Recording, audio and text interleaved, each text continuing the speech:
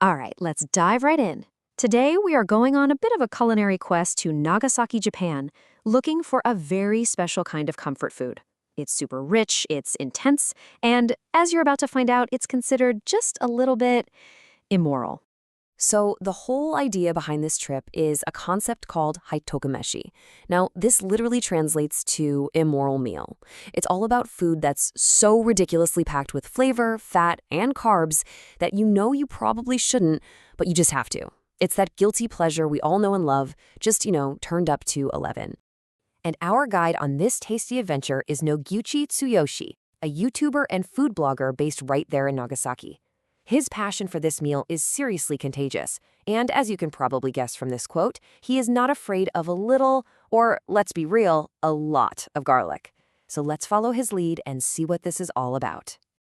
Our destination today is a ramen shop that has apparently perfected the art of Haitoku-meshi.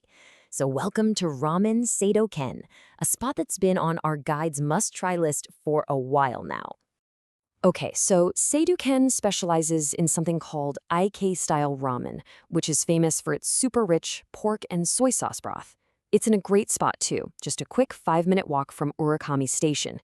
Now, when our guide got there around lunchtime on a weekday, the place was already buzzing with students and office workers, all looking for their midday fix of delicious immortality. Now, before you can even start dreaming about the food, you've got to face the first challenge that's common in so many classic ramen shops, the ticket vending machine.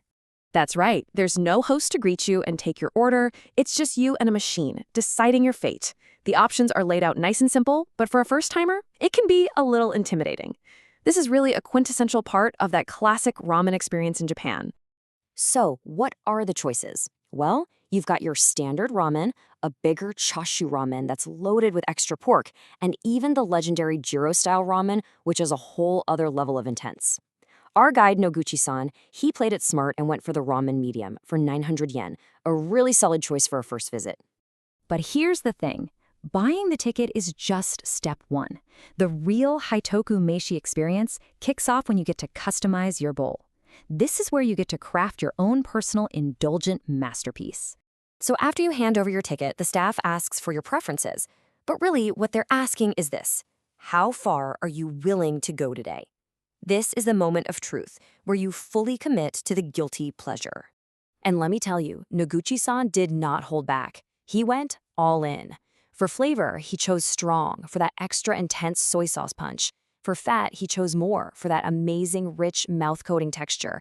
And for the noodles, he went with hard, for that perfect firm bite. Every single choice is a deliberate step deeper into Haitoku-meshi territory. With the order placed, the only thing left to do is wait for the reward. And at Ramen Seidoken, there's a very specific ritual they recommend to get the absolute most out of your meal. And here it is. The bowl arrives, and it's just a beautiful thing. It's got the classic toppings, some spinach and nori seaweed, but the real star of the show, as our guide points out, is the fat. I mean, look at it. It's glistening, translucent, and just promising a world of flavor.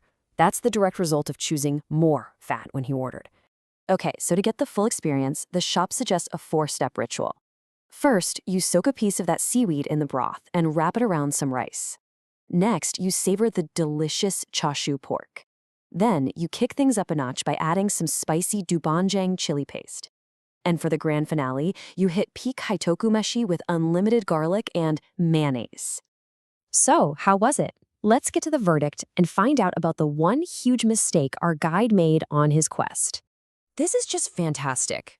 After he learned about the shop's recommended ritual, he had this sudden, awful realization. He didn't order any rice. He couldn't do the crucial first and fourth steps of the ritual.